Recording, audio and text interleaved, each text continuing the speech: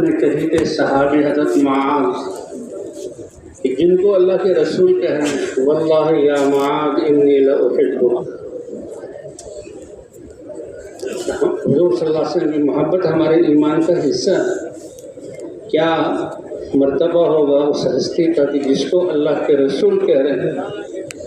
اے معاذ اللہ کی قسم کھا کر کہتا ہوں کہ میں تم سے یقیناً محبت کرتا ہوں۔ اب اس کا تقاضا تو یہ ہے کہ حضور اپنے پاس رکھتے ہیں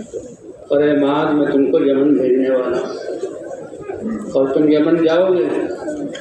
اور تم ان کو حضور نے ہدایت دی، اس طرح تم ان کو ایمان کی دعوت دو گے، اس طرح اللہ کے احکام کو سکھاؤ گے، اور اے معاذ شاید کہ تم جب واپس آؤ تو تمہارا گزر میری قبر پر سے ہوگا۔ اب اللہ کے اب وہ حضرت معاذ بن یا رسول اللہ نہیں، اگر آپ دنیا سے پردہ فرما جائیں گے تو پھر میں جب تک آپ ہیں میں آپ کے ساتھ رہتا ہوں۔ تو کتنے بھی ہم دینی کاموں کی وجہ سے ہم اللہ کے راستے کے نکلنے کو پیچھے کر دیتے ہیں، اور یہ قصہ ہے حضرت معاذ کا۔ یہ نہیں کہا حضرت معاذ روتے ہوئے گئے اور اطمینان سے وہاں کام کیا اور کام پورا کر کے پھر جب واپس آئے کہ مکے سے ہوتے ہوئے مدینہ منورہ آئے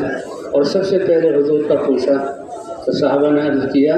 کہ اللہ کے رسول وہ آخرت کی طرف منتقل ہو گئے اور پھر قبر پر آئے۔ تو اسی طرح باقی صحابہ کے لیے سب سے مشکل حضور کی زیارت، حضور کے پیچھے نماز اور حضور پر اترنے والے علم کو حاصل کرنا، اور پھر امت کی طرف قیامت تک آنے والے انسانوں کی طرف اس علم کے منتقل ہونے کا ذریعہ بننا، اس کو جو قربان کیا صحابہ نے، اور جو ہے وہ لوگوں کو اللہ کی طرف بلانے کے لیے، جہنم سے بچانے کے لیے، اللہ کے ناراضگی نکالنے کے لیے نکلے اور کہتے تھے ابتعاثنا اللہ، ہمیں کس نے بھیجا ہے؟ اللہ نے بھیجا ہے۔ اللہ کے رسول صلی اللہ علیہ وسلم نے فرمایا بعثتم، بعثت کا لفظ پہلے نبیوں کے لیے استعمال ہوتا تھا، یہ امت نبیوں کے کام کی، نبی تو نہیں ہے، نبیوں کے کام کے لیے بھیجی گئی، اسی لیے حضور نے فرمایا تم بہترین امت ہو، سارے انسانوں کے نفع رسانی کے لیے نکالے گئے ہو، اور وہ نفع رسانی بھی اللہ نے خود واضح کر دی، تأمرون بالمعروف وتنہون عن المنکر وتؤمنون باللہ، نیکی کا حکم کرو گے اور برائیوں سے روکو گے، یہ امتیازی چیز ہے۔ حالانکہ ایمان بنیادی چیز ہے، لیکن ایمان پہ ایک مشترک چیز ہے، اس کو بعد میں ذکر کیا۔ تو بھئی اللہ تعالیٰ کا شکر ہے، اللہ نے ہمیں حضور صلی اللہ علیہ وسلم ایمان عطا انسان بنایا اور ایمان عطا فرمایا، اور ایمان عطا فرما کر حضرت محمد صلی اللہ علیہ وسلم کی امت میں پیدا کیا، اور اس زمانے میں اللہ نے حضور صلی اللہ علیہ وسلم کی محنت کے لیے نکلنے کی توفیق عطا فرمائی۔ کہ نکلنے سے کیا مقصود ہے کہ امت جو ہے حضور صلی اللہ علیہ وسلم کی محنت کو، جیسے حضور اب آخری جو ہے اپنی عمر میں صحابہ کو جس محنت پر سطح پر چھوڑ کر گئے تھے، اس سطح پر یہ امت آ جائے۔ تو بھئی سب کی نیت ہے نا پورے عالم کے لیے انشاءاللہ، اور اس مقام کو مقصد بنا کر کریں گے نا انشاءاللہ، اس کے لیے صحابہ والے یہ اعمال ہیں کہ جس اعمال کے ذریعے حضور صلی اللہ علیہ وسلم کے ساتھ کیا طاقتور اعمال، اللہ دعوت واللہ یدعو الی دار السلام، سب سے پہلے داعی کون ہے؟ اللہ،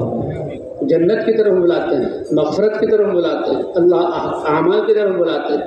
اور پھر حضرات انبیاء کرام کی ہستیاں، ان کے بھیجے جانے کا مقصد ہی اللہ لوگوں کو اللہ کے احکام کی طرف بلانا۔ 1,24,000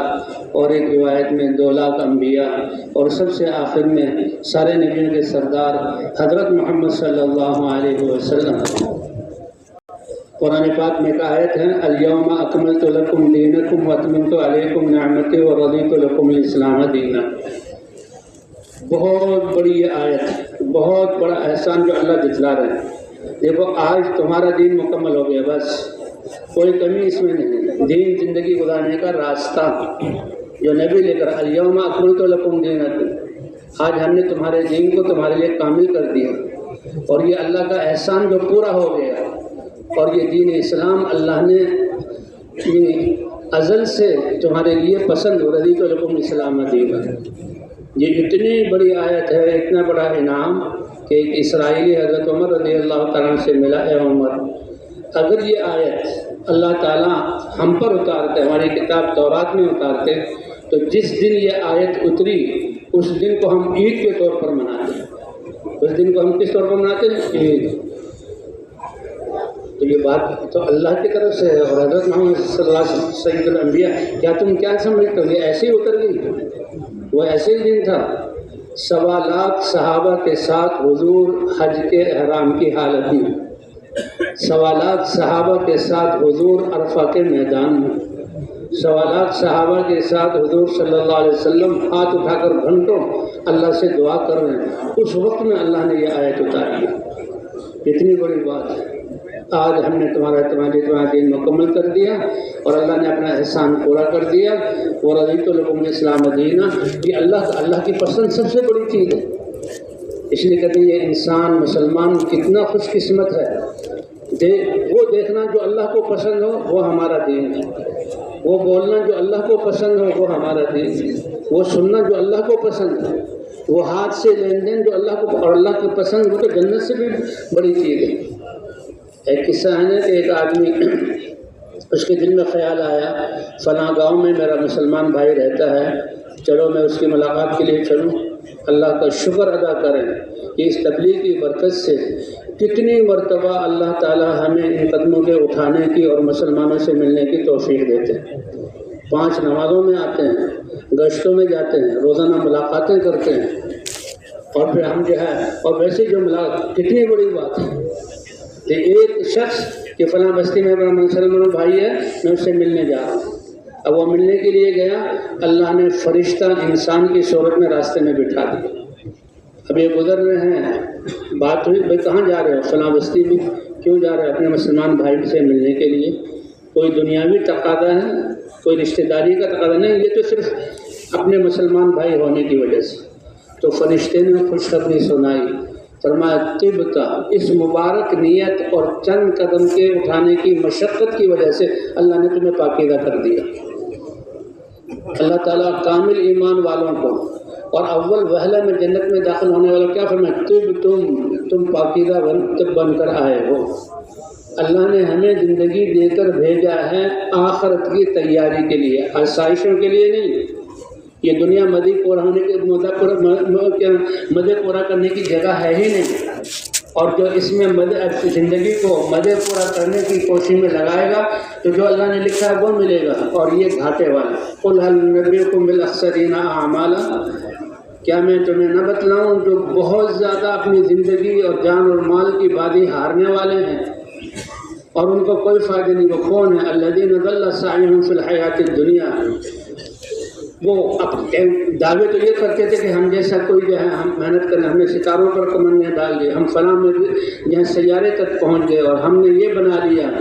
فرمایا لیکن ان کے اعمال کی فلا نقیم لہم یوم القیامۃ وزنا، قیامت کے دن ان کے اعمال کی کوئی قیمت نہیں ہوگی بلکہ سوال ہوگا۔ کہتے ہیں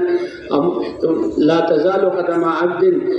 کسی ایک انسان کے قدم تل نہیں سکتے میدان محشر سے جب تک کہ ان 4 چیزوں کے بارے میں سوال نہیں کیے جائے۔ عن عمرہ فیما افنی، پوری عمر کے بارے میں سوال ہوگا، ایک ایک لمحے کے بارے میں۔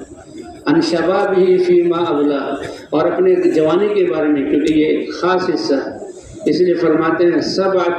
7 قسم کے وہ لوگ، اور ہر قسم میں کروڑوں انسان ہوں گے کہ جن کو اللہ قیامت کے دن اپنے عرش کے سائے کے نیچے جلا دیں گے۔ ایک وہ شخص بھی ہوگا نشأ فی عبادت اللہ، جس کی پرورش جہاں اللہ کی عبادت ہی میں ہوگی۔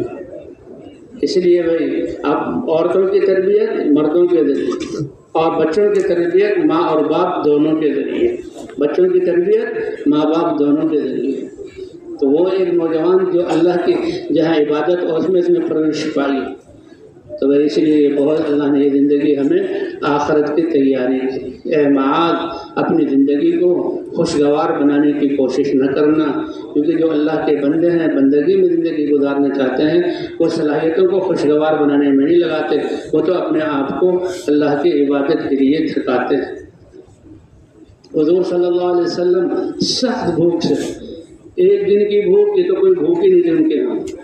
2 دن 3 دن جب بھوک، پھر اس حال میں حضور صلی اللہ علیہ وسلم سخت بھوک کی حالت میں نکلے۔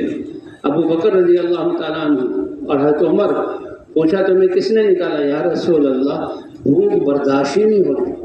اتنی سب۔ فرمایا اس ذات کی قسم جس نے مجھے حق دے کر بھیجا ہے، میں بھی بھوک کی وجہ سے نکلا، میں بھی بھوک کی وجہ سے نکلا۔ اور پھر ایک صحابی کے ہاں گئے، انہوں نے جب وہ بادہ بوجھ گئے انصاری کہ کتنے قیمتی مہمان ہیں، انہیں دسترخوان بچھایا، پانی لے آئے اور کھجوریں لے آئے، کچھ قسم کی کھجوریں لے آئے، کیونکہ کھجوریں جو ہوتی ہیں جب پوری کھجور بن جائے لیکن اتنی پکے نا تو اس وقت بھی اس میں مٹھاس ہوتی ہے، جب پکنا شروع ہو جائے آدھی پکتی ہے آدھی جو ہے وہ کچی ہوتی ہے تو وہ اور اچھی ہوتی ہے، جب پوری کھجور پک جائے تو اس کا مزہ اور ہی ہوتا ہے۔ یہ کھجور کہتے ہیں کھجور کا درخت جو ہے نا یہ تمہاری پھوپھی ہے، حضور نے فرمایا تمہاری کیا ہے؟ پھوپھی۔ وہ کیسے کہ اللہ تعالیٰ نے جو مٹی منگائی فرشتوں کے ذریعے سے اور اس سے حضرت آدم علیہ السلام کا جسم بنایا، تو جو مٹی